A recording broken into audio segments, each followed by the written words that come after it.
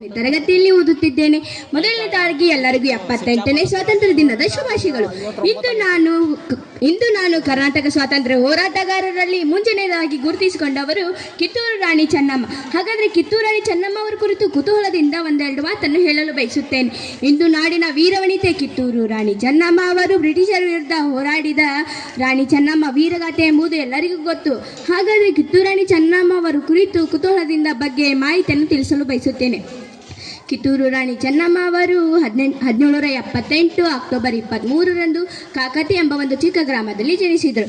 ಇಂದು ಅದನ್ನು ಕರ್ನಾಟಕ ಬೆಳಗಾವಿ ಜಿಲ್ಲೆ ಎಂದು ಕರೆಯಲಾಗುವುದು. ಕಿತ್ತೂರು ರಾಣಿ ಚೆನ್ನಮ್ಮ ಅವರ ತಂದೆ ಹೆಸರು ದೊಳಪಗೌಡ, ಹಾಗೆ ಅವರ ತಾಯಿ ಹೆಸರು ಪದ್ಮಾವತಿ. ಪ್ರಥಮ ಸಾಹಿತ್ಯ ಸಂಗ್ರಾಮವು ನಡೆದಿದ್ದು 1857ರಲ್ಲಿ. ಬ್ರಿಟಿಷರ ವಿರುದ್ಧ ಹೋರಾಡಿದ ಪ್ರಥಮ ಮಹಿಳೆ ಕಿತ್ತೂರು ರಾಣಿ ಚೆನ್ನಮ್ಮ. ಪ್ರಥಮ ಸಾಹಿತ್ಯ ಸಂಗ್ರಾಮವು 56 ವರ್ಷಗಳ ಮುಂಚೆ ಬ್ರಿಟಿಷರ ವಿರುದ್ಧ ಹೋರಾಟವನ್ನು ಕಿತ್ತೂರು ರಾಣಿ ಚೆನ್ನಮ್ಮ ಅವರು ನಡೆಸಿದರು.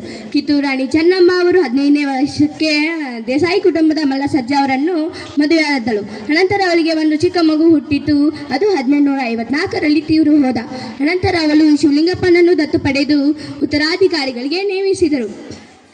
ಕಿತ್ತೂರು ಹಾಗೂ ಬ್ರಿಟಿಷರ ನಡುವಿನ ಮೊದಲನೇ ಹೋರಾಟವು ಬ್ರಿಟಿಷರ ಸೇನೆ ದೊಡ್ಡ ಸೇನೆ ನಷ್ಟವನ್ನು ಅನುಭವಿಸಿತು.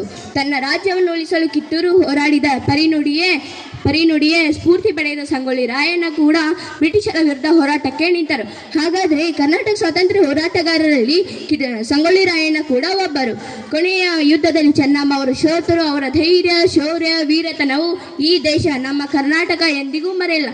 ಭಾರತದ ಸ್ವಾತಂತ್ರ್ಯ ಹೋರಾಟಗಾರರಲ್ಲಿ ಕಿತ್ತೂರು ರಾಣಿ ಚೆನ್ನಮ್ಮ ಅವರು ಬ್ರಿಟಿಷರ ವಿರುದ್ಧ ಹೋರಾಡಿದ ಪ್ರಥಮ ಮಹಿಳೆ. ಕಿತ್ತೂರು ರಾಣಿ ಚೆನ್ನಮ್ಮ ಅವರ ಸೇನೆಯೇ ದೊಡ್ಡ ಸೇನೆಯಾಗಿದೆ. 2007 ಸೆಪ್ಟೆಂಬರ್ 11ರಂದು ಭಾರತ ಸಂಸದೀಯ ಭವನ ಆವರಣದಲ್ಲಿ ಕಿತ್ತೂರು ರಾಣಿ ಚೆನ್ನಮ್ಮ ಅವರ ಪ್ರತಿಭೆಯನ್ನು ಗುರುತಿಸಿ ಭಾರತ ಪ್ರಥಮ ಮಹಿಳೆ ರಾಷ್ಟ್ರಪತಿ ಪ್ರತಿಭಾ ಪಾಟೀಲ್ ಅವರು ಅನಾವರಣಗೊಳಿಸಿದರು. ಹಾಗೆ ಕಿತ್ತೂರು ರಾಣಿ ಚೆನ್ನಮ್ಮ ಅವರ ಧೈರ್ಯ, ಶೌರ್ಯ, ವೀರತನವು ಕನ್ನಡಿಗರ ಮನದಲ್ಲಿ ಅಜರಾಮರವಾಗಿದೆ ಎಂದು ಹೇಳಲು ಬಯಸುತ್ತೇನೆ. ಹಾಗೆ ಕಿತ್ತೂರು ರಾಣಿ ಚೆನ್ನಮ್ಮ ಅವರು ಒಂದು ಡೈಲಾಗನ್ನು ಹೇಳಲು ಬಯಸುತ್ತೇನೆ. ಕಪ್ಪ ಕೊಡಬೇಕು ಕಪ್ಪ, ನಿಮಗೇಕೆ ಕೊಡಬೇಕು ಕಪ್ಪ, ನೀವೇನು ನಮ್ಮ ಅಣ್ಣ ತಮ್ಮಂದಿರ, ನೆಂಟರ, ದಾಯಾದಿಗಳ ಇಷ್ಟರ, ಅಥವಾ ನೀವೇನು ನಮ್ಮ ಬಂಧು ಬಳಗವ, ನಿಮಗೇಕೆ ಕೊಡಬೇಕು ಕಪ್ಪ.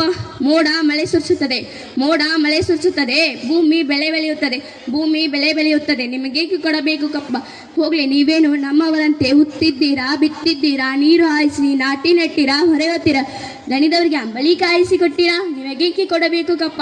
ಇನ್ನೊಂದು ಸತಿ ಕಿತ್ತೂರು ರಾಣಿ ಚೆನ್ನಮ್ಮ ಅವರ ಹತ್ತಿರ ಕಪ್ಪವನ್ನು ಕೇಳಲು ಬಂದು ಅವರನ್ನು ಅಡ್ಡದ್ದಾಗಿ ಸೀರೆ ಹಾಕುವ. ಇಷ್ಟು ಹೇಳಿ ನನ್ನ ಭಾಷಣವನ್ನು ಮುಗಿಸುತ್ತೇನೆ.